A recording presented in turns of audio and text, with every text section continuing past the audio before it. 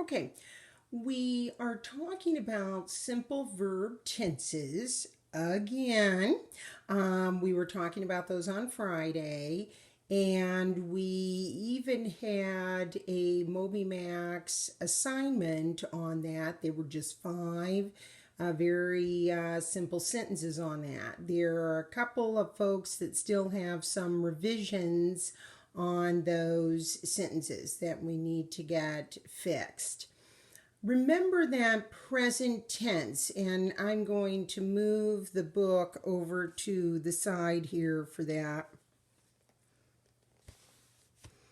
Remember our book on the simple verb tenses. I'm on reference 122, chapter 7, lesson 2, okay? Because there were some of us that were having some concern with this. We got to get this straight before moving on this. But the simple verb tenses on the present tense, we see it right here, and we've gone over this, is the present tense.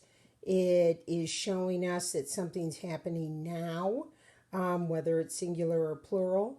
The simple past, we've got that ed on there with barked. Sometimes in irregular verbs, it changes. The spelling from run to ran is an excellent example of that.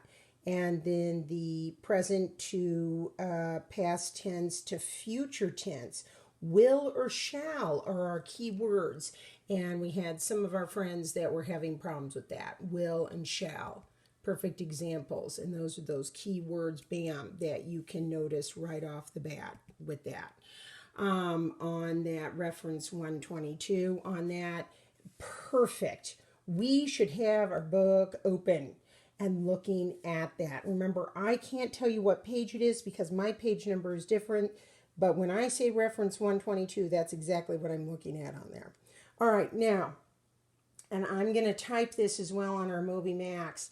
I want us to be in our readers and writers notebook. This is a great follow-up for our verb tenses. Tomorrow we are going to start classifying some more of those sentences with our transitive verbs as far as that's concerned. And we're going to talk about our irregular verb charts on here, reference 124, with that spelling as far as that's concerned. Okay, so 124, we've got quite a verb chart going on with that.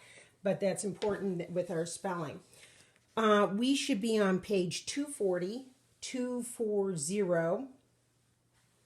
in our readers and writers notebook, present, past, and future tenses.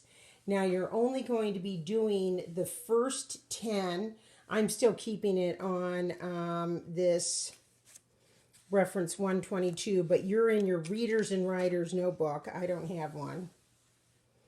And it's got past, present, and future tenses. This is a perfect follow-up to what we were doing on Thursday and Friday. We're wrapping it up today. We should be able to get this. And I want to do number 1 together. We're looking at our directions. And I'm on the Shurley English book, but you're on your readers and writers. Directions. Write present, past, or future to identify the tense of each underlying verb. So you're following along with me on this. Okay? And I'm switching back up to here on our simple verb tenses. Number 1. Winds in a tornado whirl with great power. Okay, they've underlined the verb for you. It just doesn't get simpler than this because they're giving us that verb even. So whirl, what is that? Present, past, or future. Again, you should have your book open. This is a great reference. We should not be missing any of these at this point. So whirl, hopefully in your mind, you're saying, well, gosh, Mrs. Shelton, that's present tense. It's talking about right now. It's happening right now. And so we're writing present, then at the top. You're only doing the first 10 on page 240. Make sure you've got your first and last name up at the top. You've got the date. It is March the 30th, and you're only doing the first 10. That is part of our Shurley English. Okay? Tomorrow we're going to start classifying sentences again. By the way, I saw one of our friends scratch paper sheets that she's been working on for the past couple of days.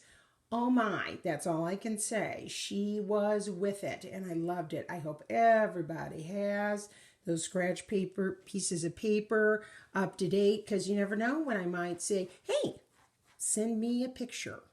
Okay, so I want everybody up to date on those sentences that we've been doing as well, because we're going to add on to them. Add on to them. That's what we're going to be doing.